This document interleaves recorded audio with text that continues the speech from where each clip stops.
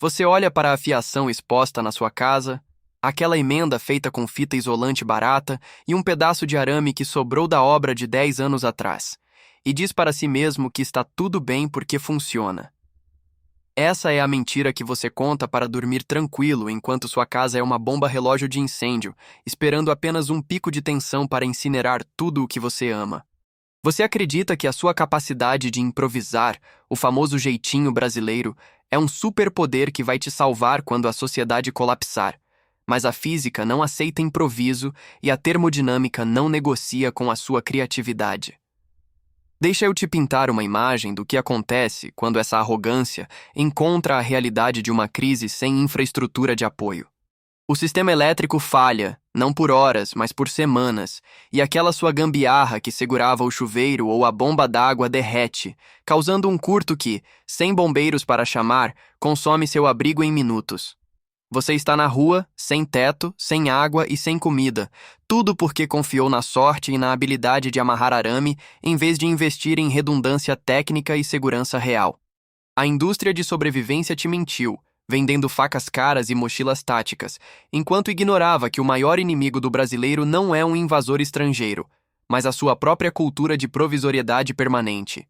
90% do que você chama de preparação é apenas acumulação de tralha baseada na esperança de que Deus é brasileiro e que o pior nunca vai acontecer por aqui. Te enganaram e vou provar que a mentalidade que te permite sobreviver ao caos do dia a dia é exatamente a mesma que vai te matar quando o caos se tornar a única regra. Eu não estou aqui para falar de teorias bonitas escritas por quem vive em países de primeiro mundo com bunkers no quintal. Estou falando da realidade de quem vive no barro, na instabilidade e na incerteza tropical. Se você acha que sobrevivência é sobre ter o equipamento mais caro para mostrar no Instagram, você já é uma estatística de óbito esperando para acontecer. Mas se você quer entender como transformar a resiliência brasileira em uma estratégia tática real, baseada em lógica e não em sorte, presta atenção porque a aula vai começar. Inscreva-se agora se você quer ser do 1% que entende que a física é brutal e que a preparação exige disciplina, não malandragem. E já vai me dizendo nos comentários. Qual foi a gambiarra mais perigosa que você fez na sua casa e que, no fundo, você sabe que pode te matar se tudo der errado? Vamos começar com o mito número 1, a falácia da imunidade biológica que todo brasileiro acha que tem. Você acredita que, por ter crescido bebendo água de filtro de barro e comendo comida de rua duvidosa, seu estômago é blindado contra qualquer patógeno que exista na natureza? Isso é uma sentença de morte, porque a disenteria em um cenário de colapso não é apenas um desconforto que se resolve com remédio da farmácia, é uma falha catastrófica de gestão de fluidos. Quando você perde líquidos por diarreia explosiva e vômito, seu corpo entra em choque hipovolêmico, o sangue se torna espesso demais para circular e seus órgãos começam a desligar um por um. A biologia não se importa com sua anedota de que você nunca passa mal. A bactéria Vibrio cholerae não respeita sua nacionalidade e vai te desidratar até a morte em questão de horas. A solução real não é confiar no seu sistema imunológico.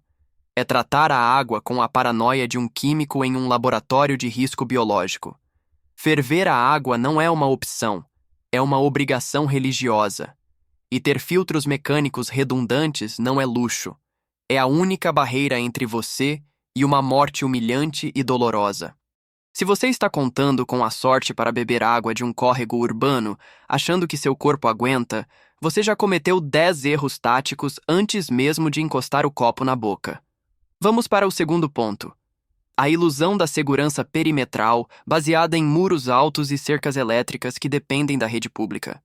O brasileiro médio vive em fortalezas de papel, achando que um muro de 3 metros é impenetrável, esquecendo que a fome dá a qualquer ser humano a capacidade atlética de escalar obstáculos impensáveis. Sua cerca elétrica é inútil no segundo em que a rede cai, e seus cacos de vidro no topo do muro são facilmente contornados com um tapete grosso jogado por cima. A realidade brutal é que a segurança passiva sem vigilância ativa é apenas um convite para quem tem mais tempo e desespero do que você. Em um cenário de quebra da ordem, o seu muro alto serve mais para impedir que você veja o perigo se aproximando do que para impedir que o perigo entre. A solução não é construir muros mais altos, é construir camadas de detecção e ter uma rota de fuga planejada para quando o perímetro for violado, porque ele será. Segurança real é sobre visibilidade, sobre saber quem está na sua rua antes de chegarem no seu portão, e sobre ter uma comunidade que funciona como um sistema de alarme orgânico. Se você se tranca e se isola, achando que seu portão de ferro é indestrutível, você está apenas criando a sua própria tumba de concreto.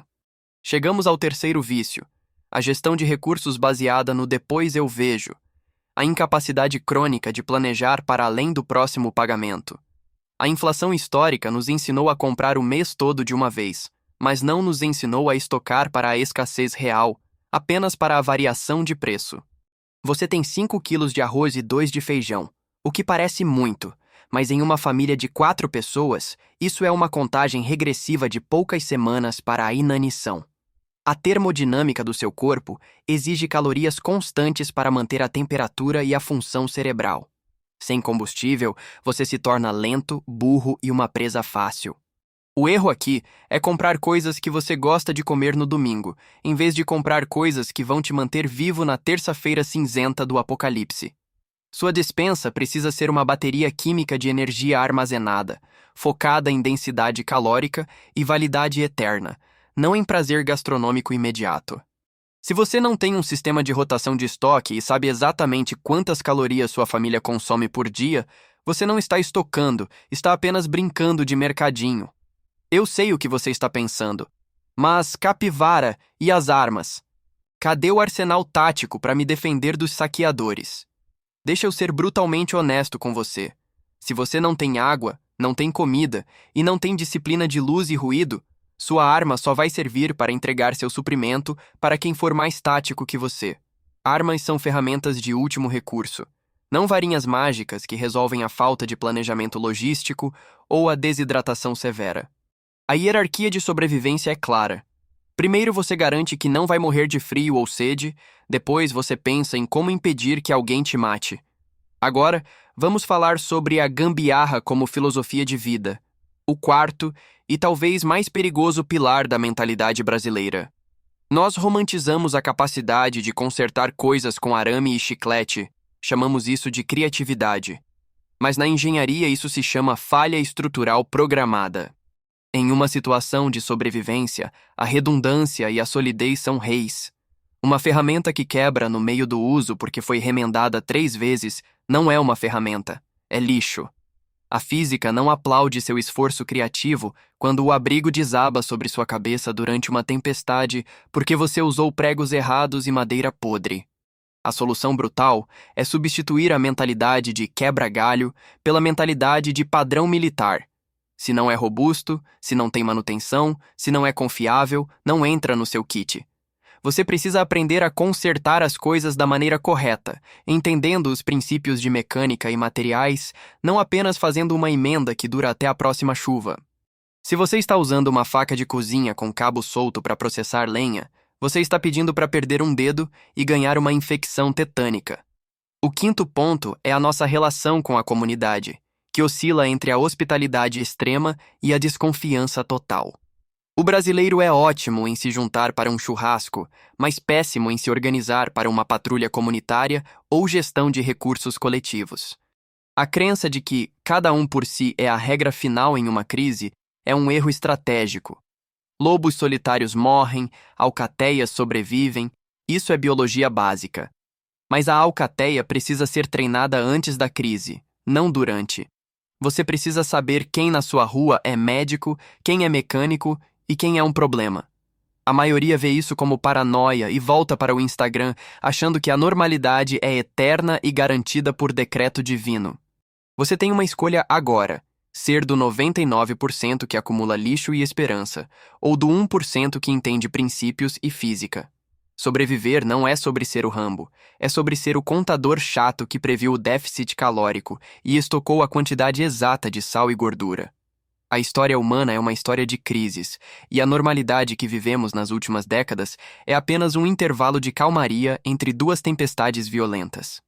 Estar preparado não é paranoia, é responsabilidade adulta, É assumir que ninguém virá te salvar porque o resgate também está atolado na mesma lama que você. Vá ao seu equipamento agora e identifique uma gambiarra que você fez e que está lá há meses. Nos comentários, me diz o que é essa gambiarra e quando exatamente você vai consertar isso de forma definitiva. Não me diz algum dia, põe uma data. A mentalidade de crise brasileira nos dá uma vantagem. Não entramos em pânico facilmente porque estamos acostumados com o absurdo. Mas essa mesma casca grossa nos torna complacentes, nos faz aceitar o inaceitável e improvisar onde deveríamos planejar. Precisamos manter a calma do brasileiro, mas adotar a disciplina do engenheiro, a frieza do cirurgião e a logística do militar.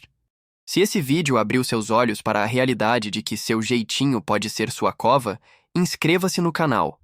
Não somos entretenimento, somos uma escola de sobrevivência para a realidade brutal que não perdoa amadores. Ativa o sininho para não perder o próximo briefing, onde vamos desmontar mais mitos que colocam sua família em risco. Vamos ficar táticos, vamos ficar técnicos e vamos parar de contar com a sorte. Aula encerrada.